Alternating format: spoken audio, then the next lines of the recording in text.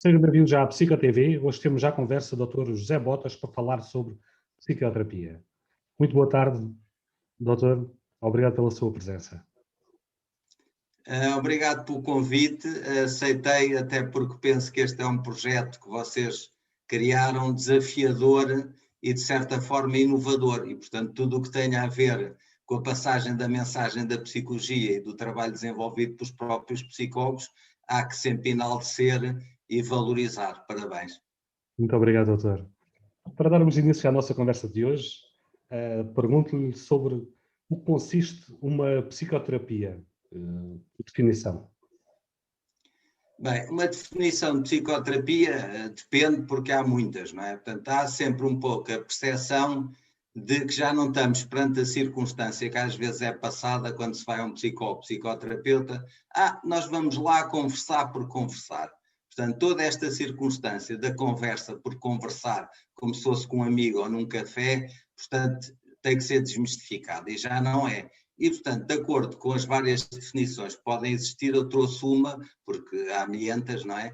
Que me faz sentido e parece-me efetivamente tocar em alguns aspectos, não é muito atual, mas alguns aspectos que são fundamentais. O próprio Wolber, o autor desta definição, o que é que ele diz? É que a própria psicoterapia é uma forma de tratamento, ou se quisermos, de intervenção psicológica, em situações de problemas de natureza emocional ou afetiva, em que um técnico que está habilitado para fazer esse trabalho desenvolve uma relação com um paciente, com uma pessoa, com um cliente, como se quisermos chamar, com o objetivo definido de intervir perante situações em que existam sintomas que têm que ser modificados, que tem que haver uma remissão, que tem que haver eventualmente uma modificação, interceder em padrões de conduta, portanto lá está, comportamentos que também são disfuncionais, e de promover um crescimento e um desenvolvimento positivo da própria personalidade. Porque é que eu considero que esta definição é completa e faz-me sentido? Porque não é só uma abordagem que poderia ser médico de intervir face a sintomas ou um diagnóstico, não é só numa perspectiva de padrão relacional ou do próprio comportamento, portanto não só uma incidência comportamental, percebe-se que é a partir de uma relação afetiva que o trabalho é desenvolvido e versa em última instância toda uma estrutura de uma personalidade e o desenvolvimento positivo dessa mesma personalidade. Eu penso que esta definição talvez seja mais feliz nessa perspectiva. Pronto. Por outro lado, quando nós falamos em psicoterapia ou terapia psicológica, se quiséssemos, portanto, não é a mesma coisa do que o coaching psicológico. Não é a mesma coisa que uma abordagem que seja de orientação e de aconselhamento. Portanto, esta diferenciação é importante. Num contexto de saúde, também às vezes acontece, não é a mesma coisa de psicoeducação. Por exemplo, quem trabalha com famílias de doentes mentais tem grupos que funcionam numa linha de psicoeducação ou de um programa de educação para a saúde. Portanto, esta intervenção está bem estruturada. Naturalmente que a psicoterapia avançou muito para ganhar uma consistência técnica e científica a partir do momento em que houve bastante investigação científica a partir de um paradigma com vários estudos, com meta-análises que permitiram fazer comparação das várias técnicas e dos vários modelos. Todo esse tipo de estudo e de investigação científica, a partir da evidência científica, deu muita consistência à psicoterapia. Por isso é que eu digo, introduzia também uma questão que não está associada à definição, mas podemos já lançar. Bem, então qualidades, depois voltaremos se calhar mais à frente, é que o próprio psicoterapeuta deve ter. Portanto, quem é esta pessoa do psicoterapeuta? Porquê é que esta pessoa quer ajudar alguém, independentemente, portanto, poderá ser psicólogo clínico e da saúde, mas porquê? Portanto, eu penso que no psicoterapeuta temos que ver, acima de tudo, uma pessoa que tenha capacidade de estabelecer empatia. Portanto, tem que haver uma capacidade empática muito forte. Tem que ter uma comunicação autêntica. Isto são algumas questões que eu considero relevantes. Deve ser uma comunicação autêntica, mesmo que haja fatores de remuneração e que tenha uma componente comercial, isto tem que ser sentido por parte do cliente ou do paciente. Portanto, é genuíno e é autêntico o seu interesse pelo outro. deve ser uma pessoa que tem uma concepção positiva do outro, da pessoa humana, mesmo que trabalhe em ambientes com delinquentes ou com doentes mentais ou com pessoas com deficiência mental, com certo estigma, temos que olhar sempre para o outro nesta perspectiva da esperança, do acreditar que é possível. E, portanto, é um pouco esta concepção positiva da humana. Deve ter uma certa maturidade emocional, daí o próprio psicólogo, psicoterapeuta, se é muito jovem, portanto há uma série de coisas que têm que ser maturadas e ganhar uma certa consistência, e depois, por outro lado, ser espontâneo, ser um bocado flexível, também ter alguma criatividade, que dentro da psicologia também é importante, não é? Face aos desafios e à subjetividade da mente humana e do que nos vem ali colocar, e depois uma pessoa da ação, porque efetivamente na psicoterapia também vamos ver, as coisas são programadas, são planos que são definidos em termos de projeto terapêutico, e tudo isto pressupõe um investimento, uma dedicação, uma mobilização, uma identificação forte com o outro. Portanto, eu penso nestas perspectivas, portanto, não só já de início, definição, papel do próprio psicoterapeuta, diferenciação de outro tipo de abordagens e de intervenção. Ficamos já com uma perspectiva inicial interessante. Falta-nos ainda de falar é que tipo de psicoterapias existem. Psicoterapias, mas mais na circunstância de modelos. De modelos. Pronto, em termos de modelos é assim, a federação, foi criada uma Federação Portuguesa de Psicoterapias, penso que 2016 teve os seus estatutos, e nessa circunstância, portanto, cerca de 16 sociedades estavam lá incluídas. Portanto, isto só para ter uma ideia, só nessa federação, portanto, existem 16 sociedades. Se for 16 sociedades igual a 16 modelos, era um bocadinho complicado, né? Portanto, e portanto há uma diferenciação muito grande. O que é que eu pensei, assim, para facilitar, de certa forma, em termos pedagógicos, esta ideia dos vários modelos, agrupando principalmente em 4. O primeiro grande modelo são os modelos psicanalíticos ou psicodinâmicos, não é? Que efetivamente, mais antigos, com a própria psicanálise, e que tiveram todo um percurso, quer na psicanálise, quer na grupo-análise individual e em grupo.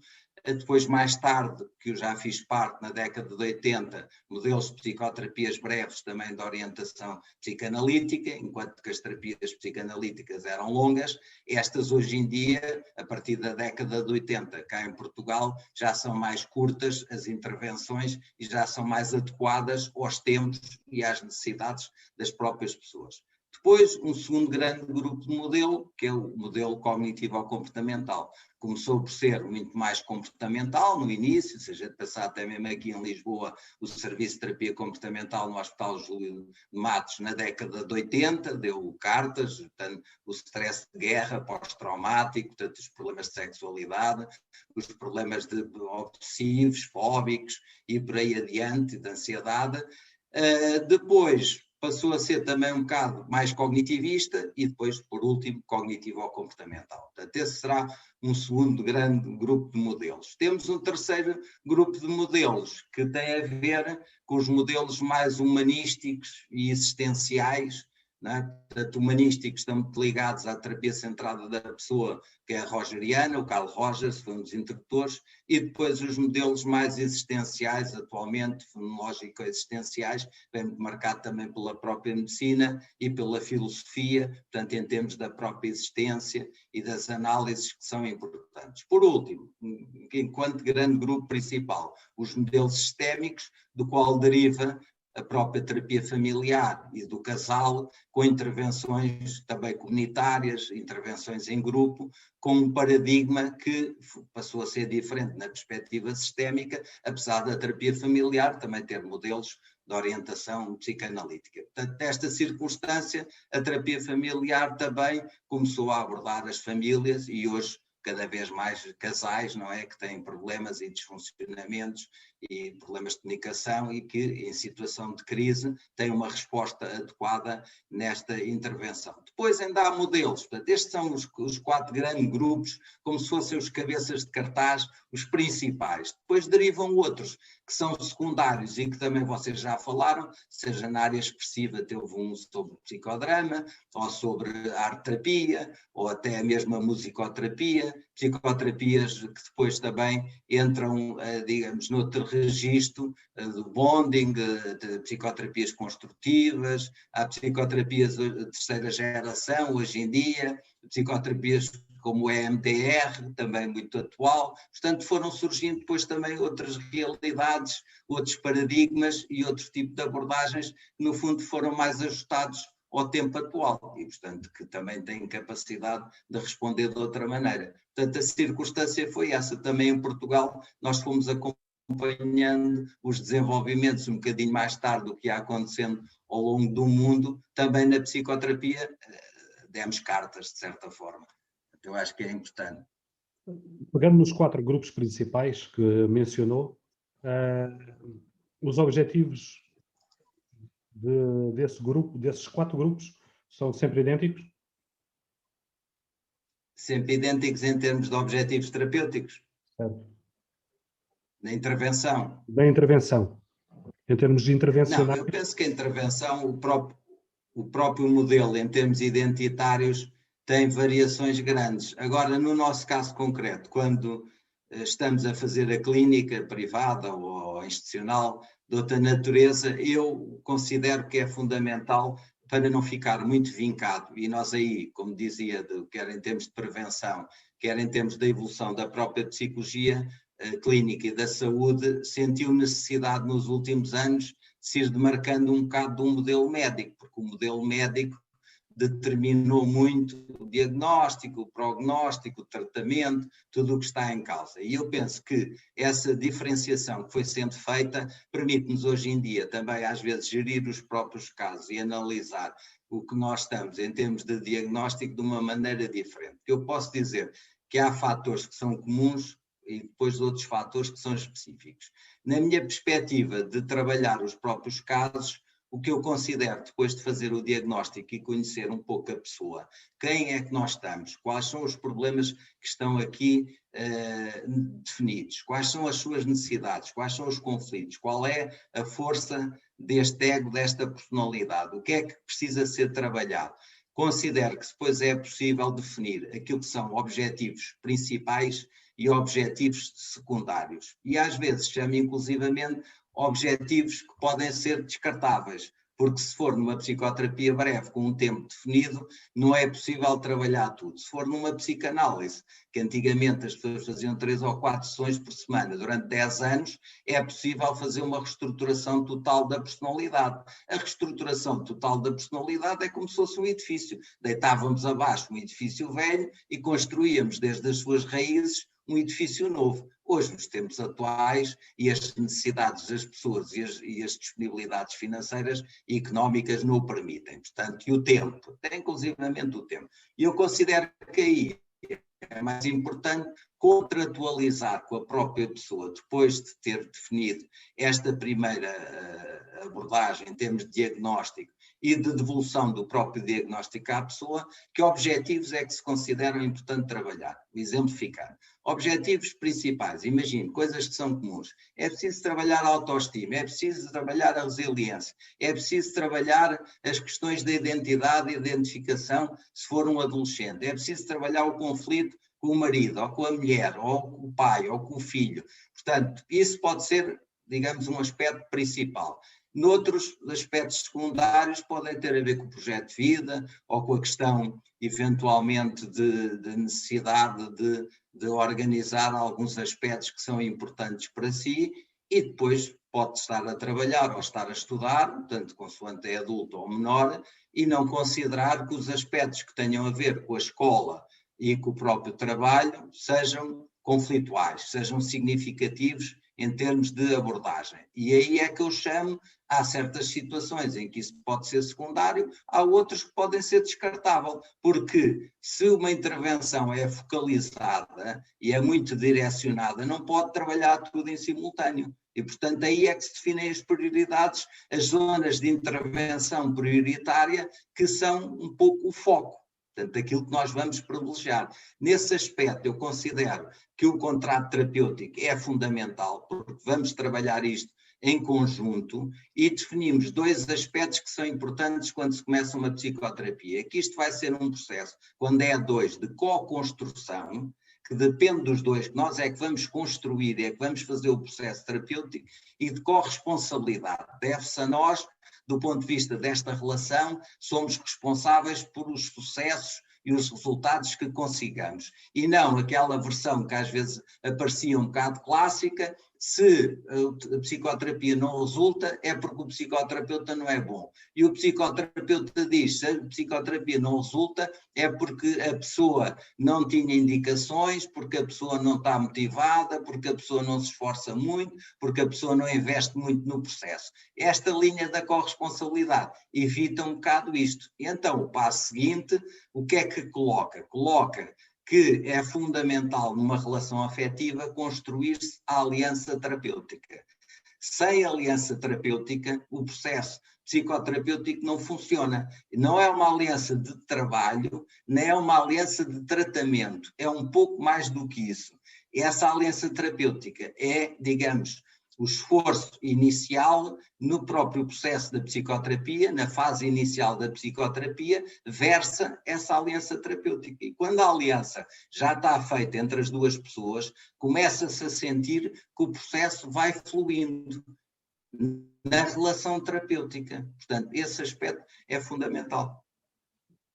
Pegando um pouco em perturbações mentais e nas psicoterapias, todas as psicoterapias podem ser utilizadas para todas as perturbações mentais em geral, ou existem psicoterapias específicas para cada tipo de perturbação? Eu vou responder de outra maneira, porque essa pergunta se porta muito na psicopatologia, não é?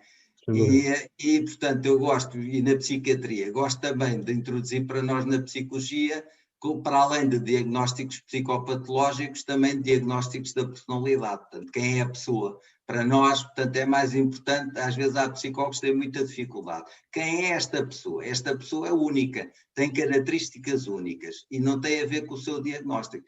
Naturalmente, quando nós pensávamos antigamente, indicações de psicoterapia para quadros mais leves ou menos pesados.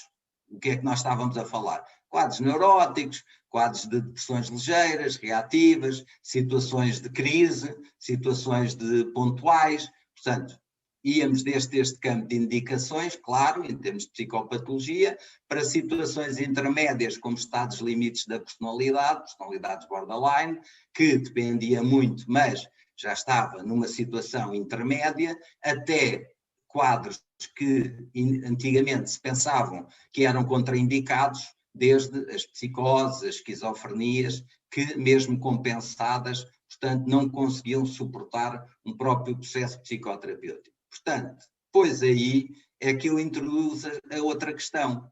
Portanto, e então a pessoa, o diagnóstico psicopatológico é um, o diagnóstico da personalidade é outro, que também é importante ser feito. E em função daquela pessoa, o que é que nós vemos? Vemos que o diagnóstico que essa pessoa tem vai efetivamente facilitar e perceber melhor não só os recursos que tem, a força do ego, a motivação, a sua disponibilidade e a sua capacidade para aguentar uma psicoterapia, seja mais de apoio ou seja mais de insight, de intervenção. Portanto, o que é que isto depois pode traduzir? Pode traduzir que há fatores comuns que efetivamente são idênticos, independentemente dos modelos, à psicoterapia. A relação, a aliança terapêutica, e há outros fatores que são específicos. A sua pergunta tem um bocado a ver com isso. De acordo com os fatores específicos ou as psicoterapias específicas, se conseguem ter maior eficácia perante determinados quadros. Se nós pensarmos em algumas situações, há um pouco essa noção, que é, por exemplo, se tiver uma situação de uma depressão, uma situação de ansiedade, um stress pós-traumático, uma fobia, eventualmente os modelos cognitivo-comportamentais ajustam-se mais e podem ter uma outra eficácia na abordagem. Naturalmente, se nós estivermos perante uma situação familiar, a terapia familiar pode ter melhor indicação. Se estivermos perante uma situação de um conflito intrapsíquico, de uma questão mais interna, se calhar uma abordagem psicodinâmica, psicanalítica, está mais indicado. Pronto. Isto de uma forma do senso comum. Mas o que é que nós verificamos? Verificamos que as várias meta-análises que foram sendo feitas disseram-nos que havia uma relativa equivalência nos processos terapêuticos e nos próprios resultados, ou seja, apesar de cada modelo e o seu paradigma fazer o processo de uma maneira diferente, nos próprios resultados não havia uma diferenciação muito significativa. Isto era o que nos dizia as várias meta-análises, e sendo estudos muito rigorosos e muito alargados no seu universo, ajudam-nos a perceber um pouco a nossa percepção. A nossa percepção podia dizer isso. E então eu digo uma coisa que é muito importante, se calhar mais importante do que a técnica, porque a técnica não tem um peso muito grande em termos percentuais nos resultados e no próprio processo, mais importante do que a técnica é a pessoa do psicoterapeuta, do que o próprio modelo. Portanto, essa pessoa, na sua capacidade de influência, de marcar a diferença e de conduzir, tem mais impacto no resultado do que a própria técnica vista por si só, que há muitos estudos que até dizem que só tem influência cerca de 5% na sua diferenciação. Mas outro aspecto que é importante na psicoterapia e na eficácia e na eficiência dos próprios processos é um pouco isto. Até há uns anos atrás, nós temos tido o aporte da evidência científica. A investigação agarra-se muito à evidência científica, esses estudos. Ou seja, estamos a querer dizer que os investigadores, sejam psicoterapeutas ou não, ajudaram nos últimos anos muito os próprios psicoterapeutas no seu trabalho e a dar credibilidade ao seu trabalho e a demonstrar por onde passa o seu trabalho. Introduzimos agora uma diferença nova que é, se calhar mais que a evidência científica, agora deve haver um paradigma que se suporte mais na evidência baseado na prática clínica. Ou seja, a evidência agora é ao contrário. Portanto, aquela que é a nossa prática clínica tem que dar orientações aos próprios investigadores no sentido o que é que acontece na prática em termos do próprio trabalho. Portanto, os investigadores e os psicoterapeutas têm que estar sempre em casamento, sendo que a influência, muitas vezes, da evidência científica veio dos investigadores para os psicoterapeutas e agora será um bocadinho ao contrário, dos psicoterapeutas darem também essa informação aos próprios investigadores para trabalhar. Daí ser a evidência a partir da prática clínica. Portanto, isto em termos das próprias indicações. De contraindicações, portanto, indicações eu já volto lá, mas contraindicações. Hoje em dia, quando diz que as psicoterapias servem para todos e no fundo não há diferença entre os modelos, é assim, se calhar há circunstâncias que ainda hoje, apesar de a psicoterapia ter evoluído muito e ter-se desenvolvido, não dá para todos, não dá para todas as situações, todos os casos, todas as pessoas. Vou dar só alguns exemplos simples, que as pessoas se calhar percebem.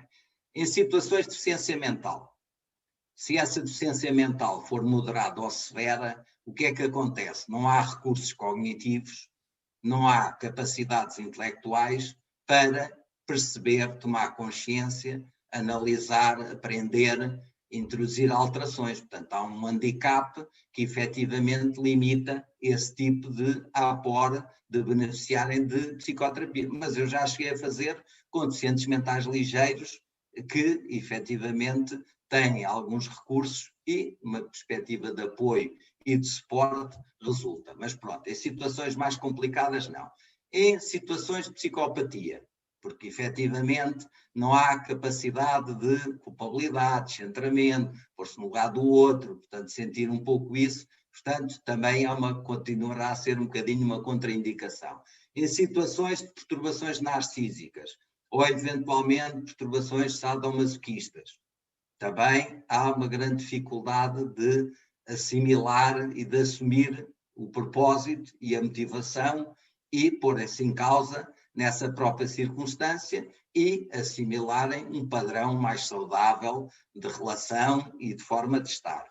E por último, só pequenos exemplos que eu trago aqui, em situações hoje em dia de quadros neurológicos em que, como demências ou situação de Alzheimer ou de outra natureza, em que há uma perca das próprias qualidades e das faculdades mentais, que efetivamente colocam uma limitação grande a esse tipo de intervenção. No entanto, relativamente às indicações, antigamente se pensava que nas várias fases do desenvolvimento das psicoterapias têm que ser ajustadas quando são na infância, na adolescência, na juventude, na idade adulta e nos idosos.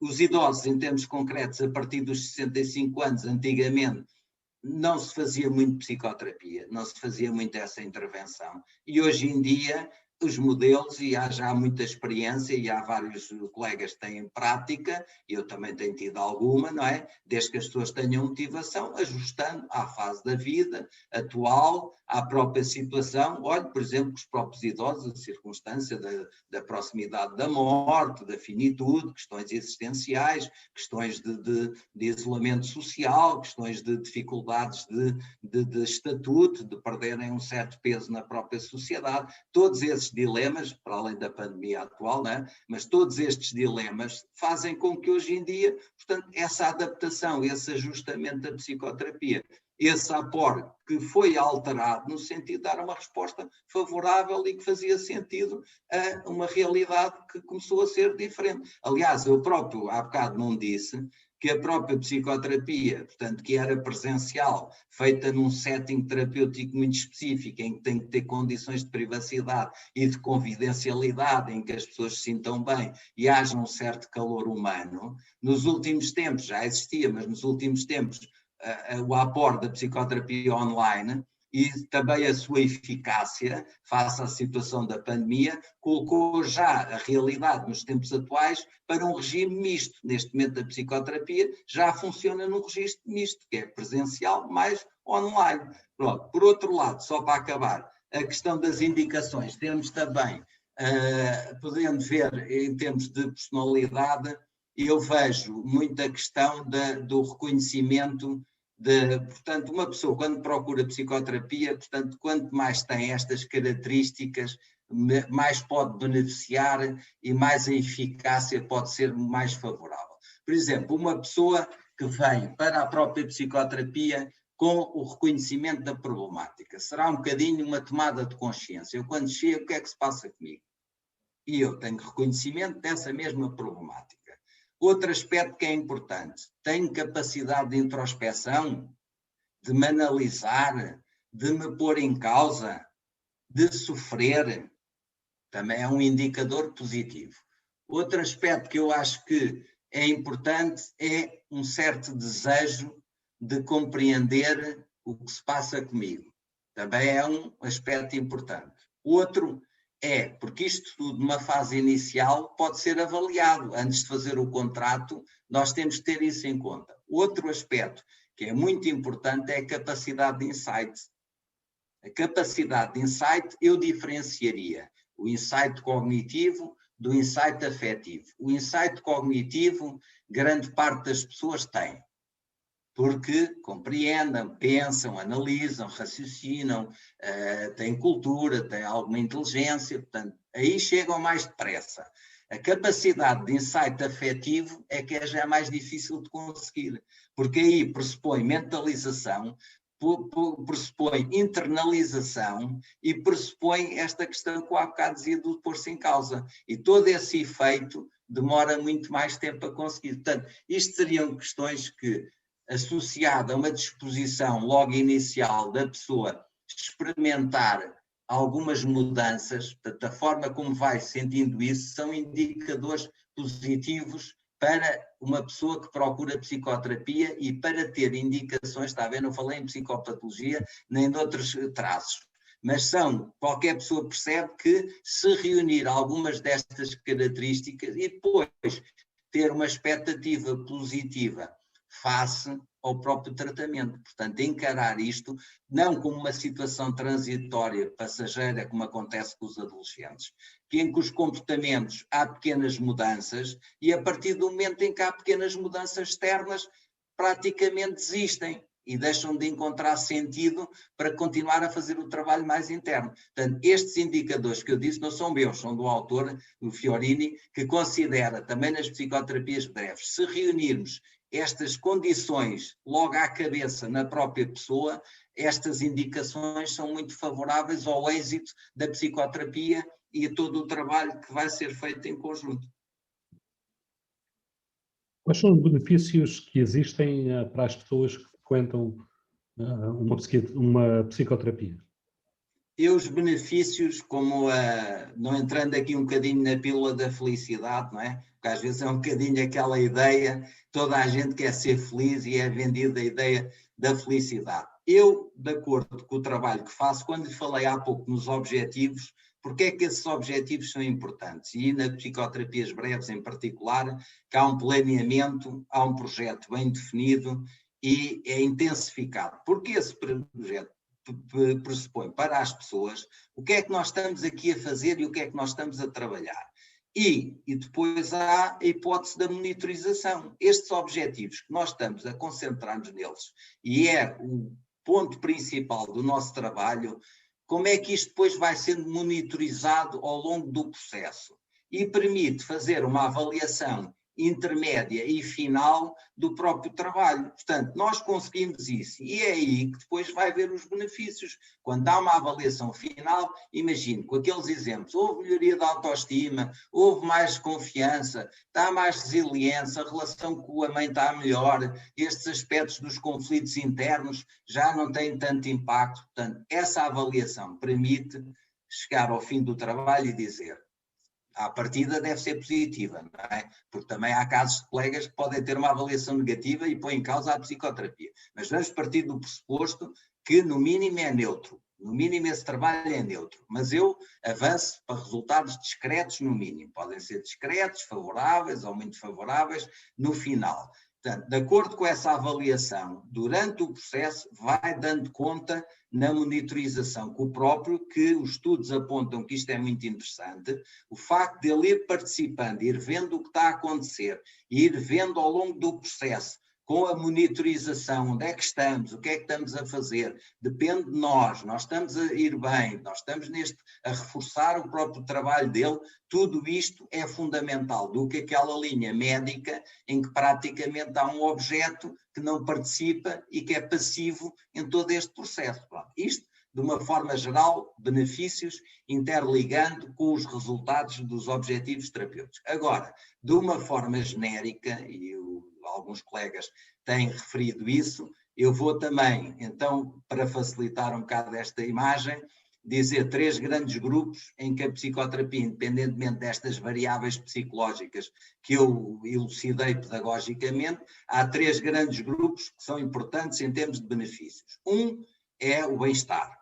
Portanto, hoje em dia já não se fala tanto de, se calhar, de saúde mental, já se fala de saúde emocional e já se fala de saúde psicológica. Então, o bem-estar psicológico é uma grande categoria. Para que é que a psicoterapia serve? Serve para o bem-estar psicológico, procurar o bem-estar psicológico. Segundo grande grupo, para o desenvolvimento pessoal. Portanto, todo o crescimento, toda a maturação, toda a evolução, todas as questões que têm que ser postas em causa, até hoje em dia na dimensão moral, espiritual, tudo isso pode ser trabalhado na psicoterapia. E eu quero crescer, e estou sempre a crescer. Portanto, o desenvolvimento pessoal é uma segunda grande categoria, que abarca muita coisa.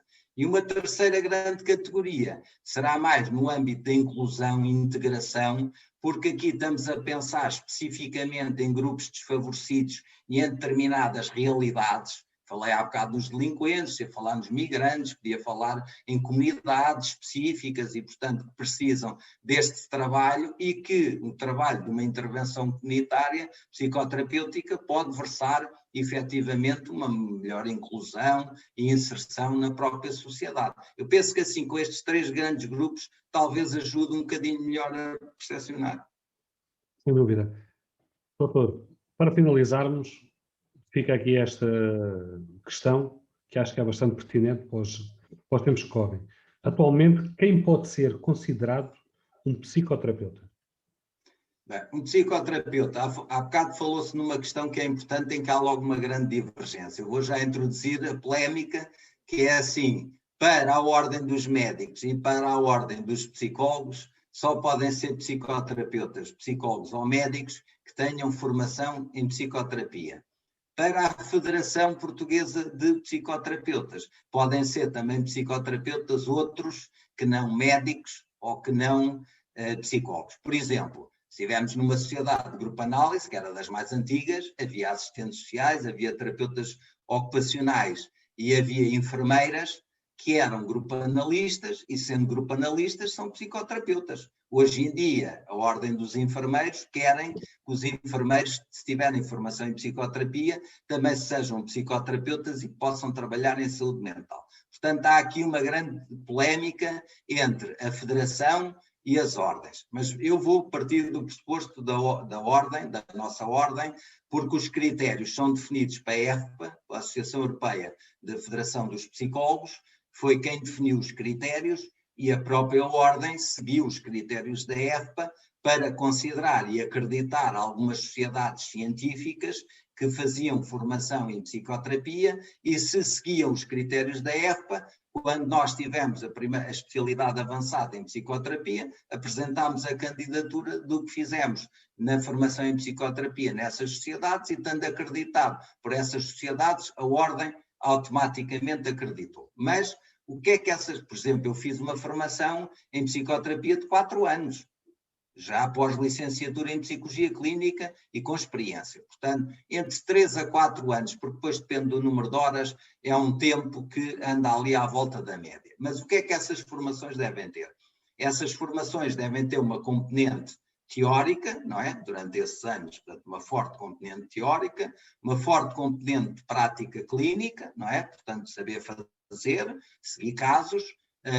Quando estão numa fase intermédia preparados para receber casos, os candidatos têm a supervisão de membros titulares dessa mesma sociedade para que efetivamente as coisas corram bem, e portanto temos então essa primeira componente, que é a formação teórica e prática, e da prática clínica, portanto saber fazer. Temos uma segunda parte que é muito importante, que é a dimensão, digamos, do desenvolvimento pessoal / psicoterapia. Eu, por exemplo, para ser psicoterapeuta, tive que fazer a minha psicoterapia didática. Mas há sociedades que consideram que não é preciso ser mesmo psicoterapia, é preciso ser desenvolvimento pessoal. Pronto, portanto, há ali uma fronteira, se é mais no trabalho do desenvolvimento pessoal, se é mais no trabalho de fazer a sua própria psicoterapia do ponto de vista pessoal e didático. Também acho que é importante para perceber as tais características que eu há pouco referi, se nós temos, e depois só ao longo dos anos que vamos trabalhar com muita gente em sofrimento e angústia, o que é que isso vai provocar em nós. E, aliás, há estudos que dizem que nós próprios não estamos, só temos uma ligeira proteção acima da população, e face a situações de stress, de descompensação, os próprios psicoterapeutas também apresentam quadros clínicos preocupantes, ou seja, não somos mais resilientes disso do que a grande maioria, somos só um bocadinho mais. Não é? Portanto, há situações de psicoterapeutas deprimidos, com ansiedade, em burnout, em desgaste emocional, e até alguns que se suicidam, ou que têm ideação suicida. Portanto, tudo isto é muito importante para perceber, ao longo da formação, que características é que nós temos. E se nós tivermos algumas contraindicações, eu penso que as próprias sociedades deviam desaconselhar fortemente ser psicoterapeuta, porque se no início já tinha essas restrições, então durante e depois vamos poder fazer qualquer coisa de mal aos outros e à própria sociedade. Portanto, formação teórica, prática clínica, desenvolvimento pessoal e psicoterapia,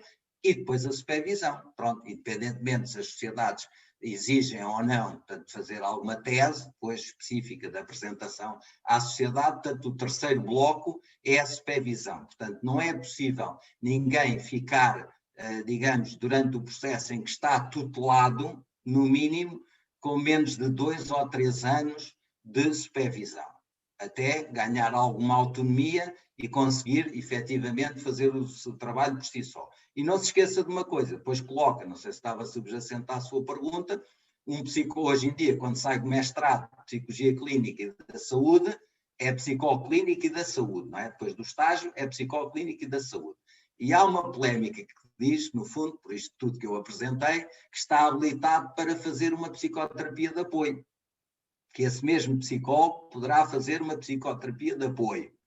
Agora, veja a questão, com toda a exigência, todos os requisitos que há, se no mínimo nem supervisão tem, isto tem que se calcular, porque comporta alguns riscos. Um profissional novo, sem experiência, sem formação em psicoterapia, sem supervisão, se não tiver numa organização, numa instituição, se estiver num consultório sozinho, comporta alguns riscos. É preciso ter isto em conta, porque ou por falta de dinheiro ou por falta de tempo, às vezes os percursos estão-se a fazer de outra maneira, não é? E há que ter a noção disso. Pronto, por último, colocava aqui a questão, fora da pergunta, 2 temas que eu acho que também são importantes. Primeiro, nós até refletimos já numa tertúlia de psicologia há pouco tempo. O autocuidado do psicoterapeuta, do psicólogo-psicoterapeuta. É importante ou não é importante esses fatores de proteção para o exercício da sua profissão? E é mais importante ou não nos tempos de pandemia? Portanto, com toda a situação, não é só a população que está desgastada, o psicoterapeuta também está, não é? Que fatores de proteção? Chama aqui a atenção que para cuidar do outro também é preciso cuidar de si próprio.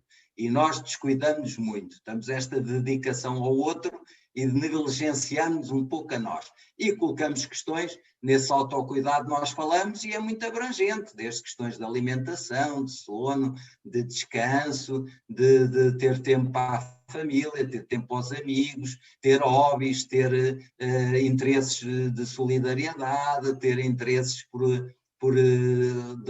de oração, ou de meditação, ou até religiosos, ou de outra natureza. Portanto, é todo este conjunto de panóplia de situação que é muito importante, não descuidarmos de nós, e que pode ser um fator de proteção, não um fator de risco.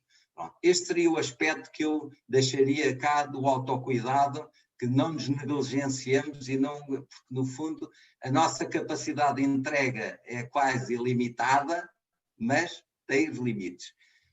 Agora só novas tendências. Colocava aqui alguma questão, um ou 2 pontos que também são importantes. Um deles tinha a ver com o facto da psicoterapia, que estava um bocado subjacente. Sabe que há 30 anos atrás apanhei muito essa discussão: o meu modelo é melhor que o teu, o meu é mais eficaz que o teu. Guerras entre sociedades científicas e psicólogos que se detestavam e que cortavam relações por causa de situações desta natureza. E víamos nos Estados Unidos, às vezes, sempre um bocadinho aquela ideia de modelos mais ecléticos. No fundo, o que é que isto quer dizer? Quer dizer que nós temos que ser abertos em função do caso, em função da realidade, em função do território. Trabalhar aqui em Lisboa, trabalhar no Algarve. No Algarve, em certas zonas, é tudo igual, com certas populações. Pronto. Portanto, há que ser eclético e ter esta possibilidade. Eu posso ter uma orientação, psicoterapia breve, de orientação psicanalítica, e fazer uma abordagem sistémica, ou fazer com um adolescente uma intervenção mais cognitiva ou comportamental, ou eventualmente agarrar noutras possibilidades. Portanto, temos que ser mente aberta e ecléticos neste sentido. E eu acho que é muito importante para, no fundo, olharmos de uma forma mais descomprometida para isto, não entrar um bocadinho em clubismos ou em rivalidades. Outra circunstância que é muito importante é um pouco o contributo das neurociências para a psicoterapia hoje em dia, que antigamente não existia. E todos estes aportes que foram sendo introduzidos da neurociência também devem ser agarrados, devem ser percebidos e devem ser introduzidos. Veja bem, uma ideia que eu gosto muito de dizer face, no fundo, aos resultados e ao empenho dos clientes e dos pacientes no nosso trabalho, é um termo que se chama aprendizagem emocional corretiva. Portanto, não é só aprendizagem, não é só emocional e não é só corretiva. Portanto, tudo isto tem que ser processado. E as neurociências, efetivamente, deram esse contributo. Hoje, aquele aspecto que eu já destaquei atrás, da investigação baseada na prática clínica, Não ser só investigação a partir da evidência científica, mas é investigação neste tal casamento, haver diálogo e agora ser ao contrário. O que é que a prática clínica pode dar de contributo para a investigação e a investigação agarrar? Dois aspectos que, para acabar, também muito importantes. Um é a intervisão, porque os profissionais de psicologia, principalmente, no meu caso já séniores, são profissões, psicólogos, psicoterapeutas muito isolados, que estão nos seus gabinetes, que não trabalham já em rede. Eu felizmente trabalhei muitos anos, mas não trabalham em rede, não trabalham em equipa e, portanto, há necessidade, de acordo com as várias gerações e idades, de haver um espírito de intervisão. Se calhar na fase inicial mais necessidade de supervisão, mas numa fase intermédia e numa fase mais adiantada é um pouco este espírito que vocês também fazem um bocado aqui, da partilha, da discussão, da reflexão, do apoio, da cooperação, do suporte, e esse trabalho da intervisão custa entrar, já se foi falado com a Ordem, já temos feito em vários sítios, mas não é fácil, até porque nós próprios às vezes temos um bocado a tendência, não queremos falar do nosso trabalho para os outros. Parece que há insegurança, ou há um bocado de receio, ou há medos, ou há tabus, e, portanto, só custa o início, digo-lhe por experiência própria. Acho que estes grupos de intervisão, seja de psicólogos, psicoterapeutas, seja de psicólogos de outras áreas, devia ser uma coisa obrigatória e não haver cá qualquer tipo de dilema. E, por último, era a questão da supervisão, por tudo aquilo que eu já tinha dito atrás, e lançando a discussão, quer nas equipas, quer nas instituições, quer para os psicólogos, principalmente júniores. É engraçado que eu tenho feito supervisão nos últimos anos, às vezes também com colegas mais velhos, mas os júniores é que devia ser imprescindível e devia ser obrigatório. Às vezes, por razões financeiras, não podem. Outras vezes, apresentam razões financeiras e se calhar não é o problema principal. Toda esta necessidade de fazer o caminho inicial com apoio, com suporte, com reflexão, com discussão, com necessidade de ver se a própria técnica e se a condução dos casos está a ser feita, porque comporta riscos muito grandes. E, por outro lado, as questões transferenciais também são colocadas, que às vezes as próprias pessoas não se apercebem bem e têm que ser analisadas. O que é que se passa consigo, o que é que está a fazer, o que é que sentiu, o que é que não sentiu. Portanto, são questões da técnica, são questões pessoais da própria pessoa, não sendo coaching nem sendo terapia, portanto a supervisão é outra coisa, e às vezes do próprio processo, do desenvolvimento da própria pessoa. Portanto, aquilo que eu às vezes apresentei numa comunicação e em vários sítios, que a supervisão devia ser uma coisa imprescindível e obrigatória, ainda continua a ser, digamos, uma exceção. Portanto, quer em psicologia, quer em psicoterapia. Portanto, para este aspecto é importante. São, digamos, alguns dados que introduzia também aqui, como tendências que continuam a ser atuais e que cada vez fazem mais sentido. Sim, embora a supervisão, hoje em dia, já vai sendo cada vez mais falada, a necessidade dessa existência, a necessidade de ser contínua, não só ser nos primeiros anos, mas haver uma supervisão contínua, uma intervisão para os mais séniores, vai haver ali uma interajuda e penso que seja um tema que ainda irá ter muito que falar e poderá chegar a bom porto.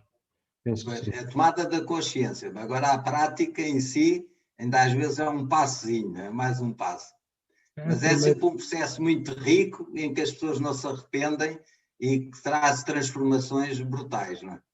Sem dúvida alguma. Dr. José Botas, muito obrigado pelo seu contributo à PsicoTV. Uma boa tarde e um até sempre. Tudo bom. Boa tarde e um bom trabalho. Continuem em força. Obrigado. Obrigado.